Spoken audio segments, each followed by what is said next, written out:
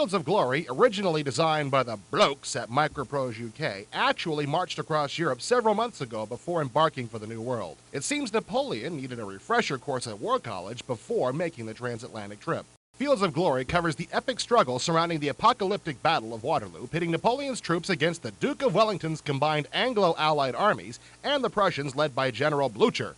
Set amidst the muddied fields near Waterloo, Belgium in June of 1815, Fields of Glory covers the entire scope of the campaign by replaying the infamous conflict along the lines of 6 separate actions. You can choose to command the forces of either side. You must then choose from one of 5 realism or intelligence levels to be used by your computer opponent. The game provides players with 3 very different options for the deployment of their armies, ranging from the historically accurate to the more open-minded free placement variants. The command structure in Fields of Glory provides players with a varying degree of control over their forces. The game makes use of an extensive database which religiously lists all of the units, their leaders, and subordinate commanders that took part in the battles. Field of Glory's graphics are beautifully rendered in a crisp 256 color VGA palette. The countryside is certainly a sight to behold, especially when one samples the highest magnification level. The battlefield terrain is lavishly depicted using handsome representations of farmhouses, churches, streams, bridges, roads, and the occasional odd piece of shrubbery.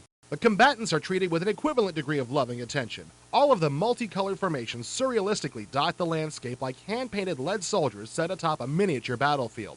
The uniforms convey all the pomp and ceremony of 19th century warfare. 3 separate viewing modes are available to view the unfolding events. At the 8-mile magnification, commanders rely on various command flag icons.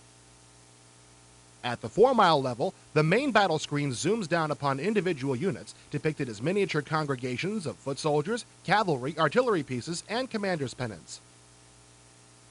The 1-mile magnification further refines the feel for the tactical dispositions of the troops, but makes it harder to deploy your armies. Overall, the 4-mile magnification is probably the best mode from which to command the troops. A simple interface controls the overall ebb and flow of the game. By simply pointing and clicking, a commander can give his units their marching orders virtually on the fly, an important consideration since Fields of Glory runs as a real-time war game. Once the marching orders have been issued, individual commanders report in on their progress. Messenger-delivered reports indicate various commanders' positions, strengths, and the extent of their unit's casualties. These messages can either be answered or ignored.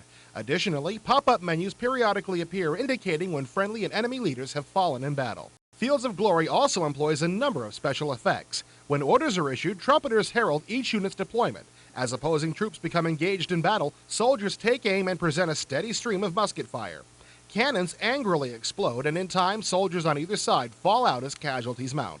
At the end of each scenario, a staff officer's report lists the result of your actions, including the extent of casualties inflicted and suffered, as well as how one has fared in relation to the actual historical results. Overall success or failure is determined by comparing point totals that are garnered from damage inflicted upon the enemy and the securing of certain key geographical objectives. Some of the problems on the battlefield had nothing to do with the enemy. Many times I was bewildered at the sight of enemy commanders tramping through my own lines in what appeared to be a review of my own troops. At other times, formations seemed too easily fouled up within villages or with each other. Additionally, the victory conditions are vague, while battles seem to end almost at the whim of the computer. Movement from one end of the battlefield to the other is painfully slow, and too much battlefield intelligence is available. Also, lingering clouds of smoke and mist have been remarkably excluded from the game. Perhaps there were some off-board fans in my review copy. Considering some of the murkiness and shortcomings that still plague the game, Fields of Glory does elicit much of the splendor and color of 19th century Napoleonic warfare, festooned in all of war's perverse and tragic consequences. While some may find fault with Fields of Glory's AI, available acumen, and rather simplistic combat system, I still found it refreshing.